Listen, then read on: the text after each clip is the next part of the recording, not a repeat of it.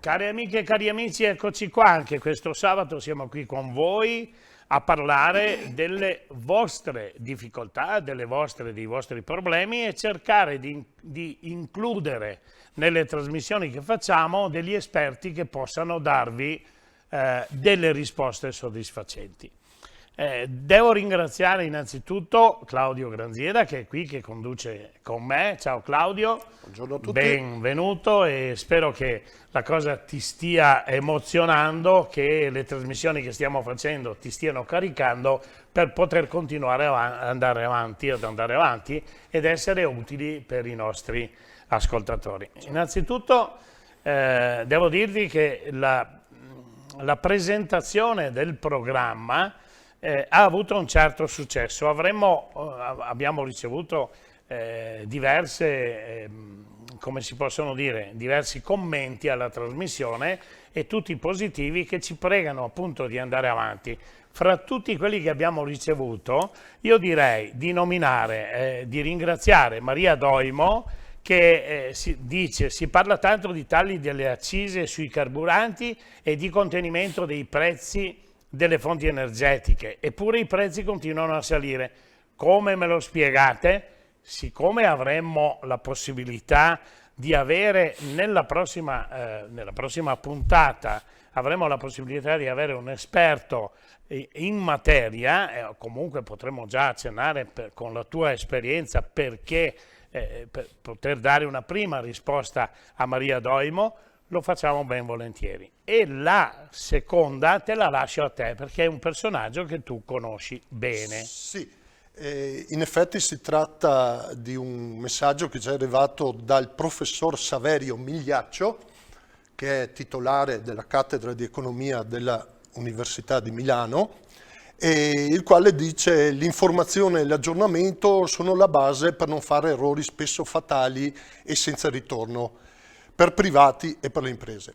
Dedicate parte del vostro tempo a tutto ciò e ricordate, prevenire è meglio che curare. Buona serata. Ecco, vedi, e noi vorremmo proprio diventare essere quella trasmissione, diventare quel punto di riferimento per i nostri ascoltatori per seguire quelle che sono le indicazioni anche del professor Migliaccio. Chissà se magari potremo averlo al telefono, perché lui è di Milano, magari cercheremo di avere il contatto e poi vediamo se riusciamo anche ad averlo solo telefonicamente in linea per poter far questo. Senti, in settimana, guardando le notizie su Facebook, ho visto un commento sulla Veneto Banca. Diciamo che è una cosa abbastanza delicata, però io e te siamo capaci di contenerla dentro quelli che sono gli interessi del cittadino. E ti dirò che mi ha telefonato un'amica che ha avuto un grosso problema per gli investimenti su Veneto Banca. E la notizia più forte però è Consoli 231 milioni, e lì ti faccio andare avanti te perché sei più dentro la notizia. Lunedì c'è stata la sentenza della Corte di Appello di Venezia, la quale ha ridotto la pena che in primo grado era stata inflitta a Consoli di 4 anni, l'ha ridotta a 3 anni, ed ha revocato la confisca di 231 milioni del suo patrimonio personale. Che sono bruscolini. Che sono senz'altro, rispetto alle dimensioni. Per noi che guadagniamo molto bene, 231 milioni sono bruscolini. Sono bruscolini effettivamente anche rispetto alle dimensioni del crack di Veneto Banca, bravo. Questo sicuramente. Però qui effettivamente ci addentriamo in un campo nel quale estremamente complicato, estremamente complesso e che ci potrebbe tenere qua per 10 puntate solo su questo argomento. Io mi limiterei semplicemente a dire che purtroppo anche questa sentenza conferma come ci sia l'assoluta impreparazione da parte della giustizia italiana, da parte dei giudici italiani di giudicare sulle materie bancarie e finanziarie.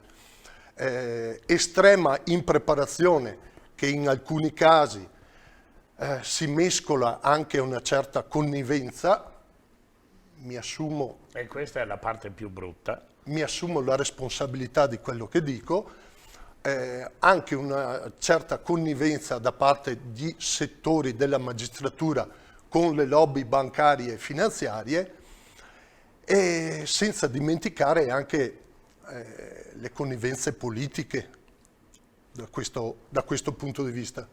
E qua si parte alle origini veramente di questo problema che deriva dal governo Renzi di anni fa, laddove, laddove aveva emanato il decreto legge che imponeva alle banche popolari di trasformarsi in società per azioni, senza probabilmente tenere conto di quale fosse la realtà effettiva da un punto di vista del capitale, dal punto di vista dei soci delle Claudio, popolari. Difatti ti interrompo perché è importante quello che stai dicendo. Da quel momento le banche di credito cooperativo sono diventate banche a tutti gli effetti. Le banche popolari. Banche popolari, le banche di credito cooperativo. E in quel momento hanno messo in difficoltà parecchie aziende, proprio le banche, perché non era più la banca del territorio che aveva quel rapporto con l'imprenditore e con le famiglie che era da socio, ma è diventato un rapporto come banca e hanno messo in ginocchio, io lo posso dire, hanno messo in ginocchio parecchie aziende. E qui si palesa proprio la connivenza della nostra classe politica con le lobby, con le grandi lobby bancarie e finanziarie, perché le banche popolari erano ancora un presidio finanziario sul territorio, e imporre la trasformazione in SPA senza conoscere a fondo quale fosse la vera essenza, la vera natura delle banche popolari ha fatto scoppiare il bubone che poi ha portato al disastro che ha portato. Ecco, infatti Banca Popolare Vicenza, Veneto Banca e tutte le altre banche popolari sparse per il territorio nazionale, certo, che sono fallite. Certo, e qui io lo dico apertamente, se qualcuno vede la trasmissione, qualche presidente di banca locale e vuole venire, sarà ospite nostro e potrà parlare e magari avere un contraddittorio con qualcuno che è dentro questo sistema che è cambiato delle banche popolari. Non c'è dubbio, anche perché mi permetto di aggiungere questo,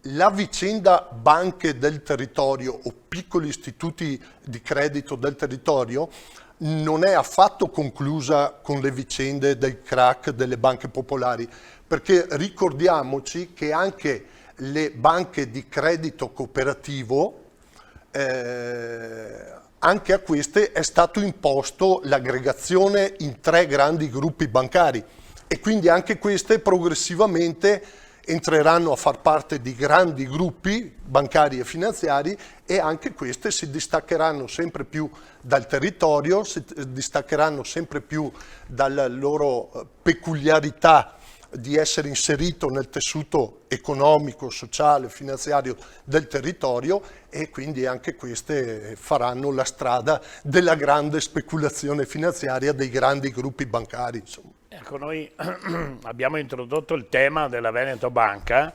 riprendendo una notizia uscita sui giornali e su Facebook della vicenda Consoli di 231 milioni. Certamente non finisce qui, noi siamo a disposizione di chi volesse intervenire su questo tema, perché è un tema molto importante e so che Claudio ha molte cose da raccontarci e conosce delle persone che fanno parte del progetto, cioè nel senso che naturalmente chi è stato toccato da questa problematica si è rivolto a degli avvocati e ha formato dei gruppi per cercare di andare a risolvere i problemi che fino adesso però non sono stati risolti e naturalmente questo va ad aggravare, perché se i 231 milioni fossero stati confiscati poco poco qualcuno qualcosa avrebbe preso, poco ma...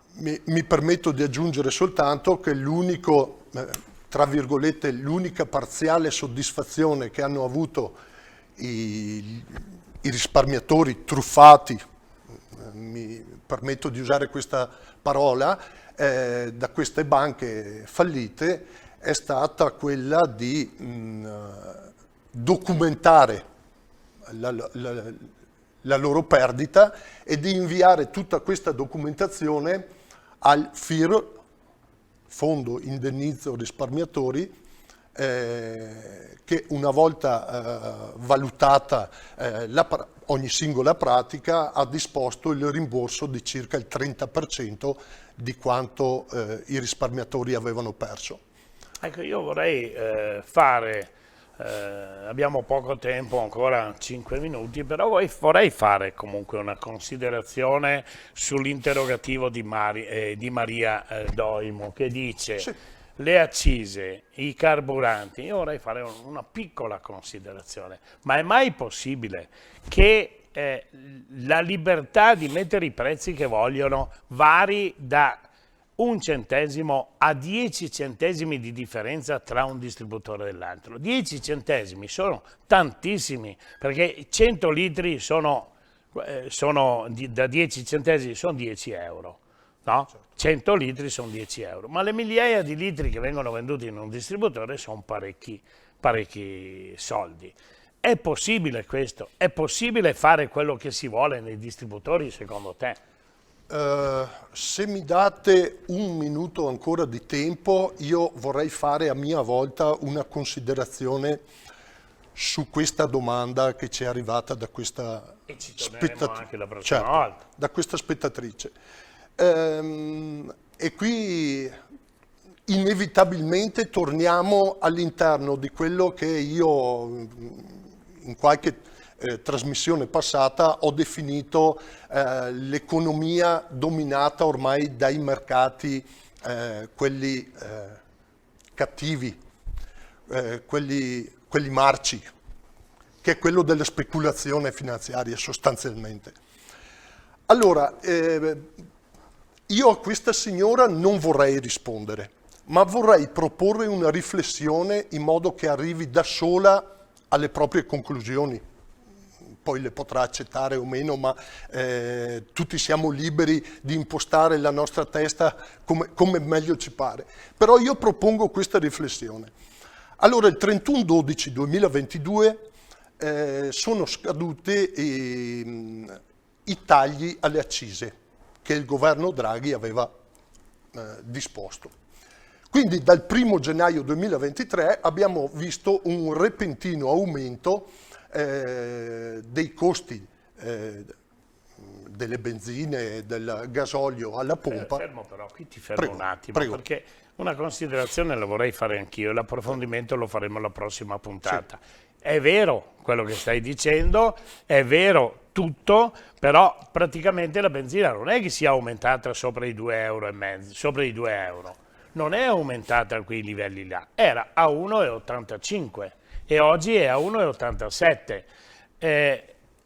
Però bisogna anche dire che la materia prima è diminuita, i costi della materia prima sono diminuiti e allora siamo dei pagliacci che vengono presi in giro senza poter anche riflettere su quello che sta succedendo. Questo è esattamente il punto al quale volevo arrivare, cioè Nei giorni successivi alle grandi polemiche che sono scaturite dal fatto dell'aumento a causa del ripristino delle accise, grandi scontenti, grandi proteste e quant'altro da parte degli utenti, su un quotidiano locale nostro, della nostra provincia, è apparsa in terza pagina una intervista a tutta pagina e a caratteri cubitali ad un certo ingegner Claudio Spinaci. Ai più questo nome probabilmente non dirà nulla.